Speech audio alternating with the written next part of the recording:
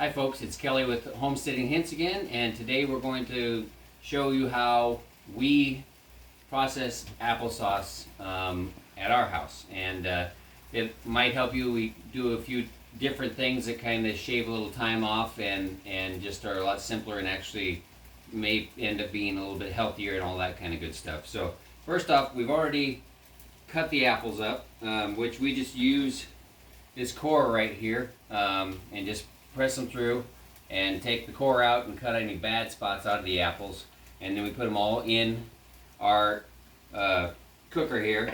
Basically it's a turkey roaster, and we've just got all of them in there, and then we have to add some sugar and a little bit of cinnamon, which we have already here. This is actually 4 batches, so quite a few apples in there. It's a 5-gallon bucket full, and you just pour it all over the top and kind of make sure it gets on every section of it.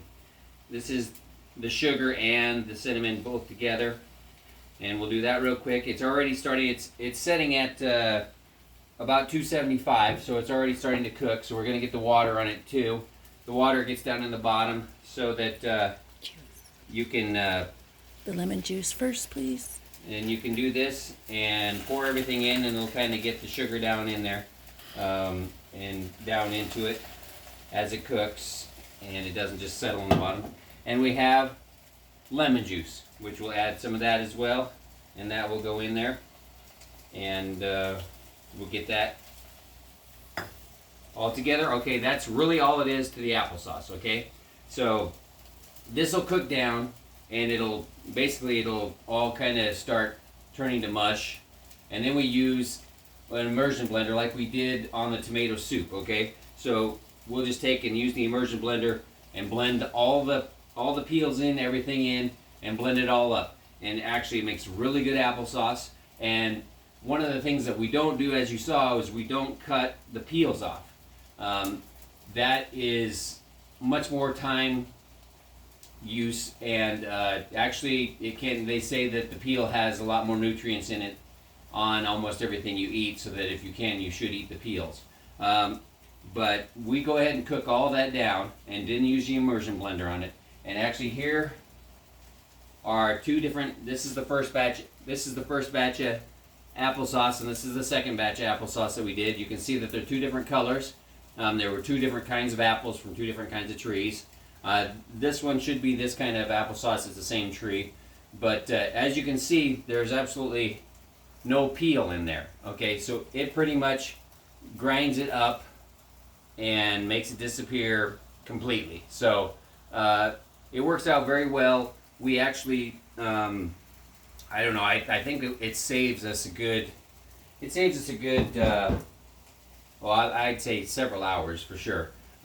We used to use the peeler core, and that works good and everything, but it just took a lot longer. There was a lot more waste. This 4 batches will probably make around 12 quarts to thereabouts. It makes the skinny jar, which was the dark jar, this it one. makes about 11 of those. 11 of these. And only about 9 of the fatter ones. It also, if you're peeling them, we can only make about 3 batches versus making 4 batches out of the same 5-gallon bucket. Right. So yes, we get 4 batches out of the 5-gallon bucket. We get more, and we should get actually more nutritious applesauce as well. So that's really all there is to it. I don't know. I suppose it'll take another hour. It takes a few hours or so, few hours, something like that, to get it and it'll settle down in, and we'll just stir it around good and do different things as we go. Obviously, we'll cover it, and when we cover it, it'll just kind of, it'll cook the top and the bottom and everything.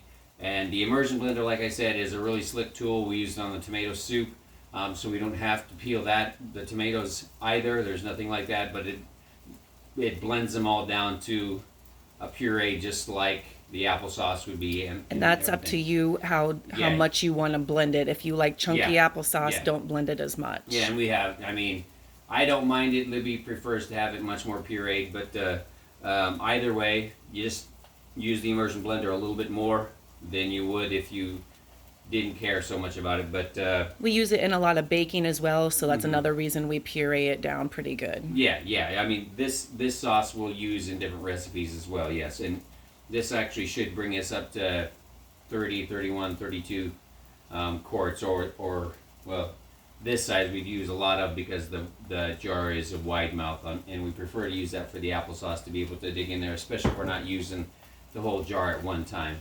It's just easier to get in there with a spoon and get out what you need. So it's very, very simple recipe. And I don't know, do you want to be able to send that to him? She can put that on In the comments. Facebook in the comments after, so that anybody that wants the recipe. But it's a very simple recipe that doesn't require, and all these apples, I mean, I cleaned them last night. Libby cut them just now, and I don't know, it didn't take probably even an hour to do an entire 5-gallon bucket full of apples. So it's a lot less time consuming, and very good applesauce. So if you have any questions, just give Ted Lare a call and ask for me. Otherwise, you can ask on Facebook as well. Until next time, thank you folks, and we'll see you.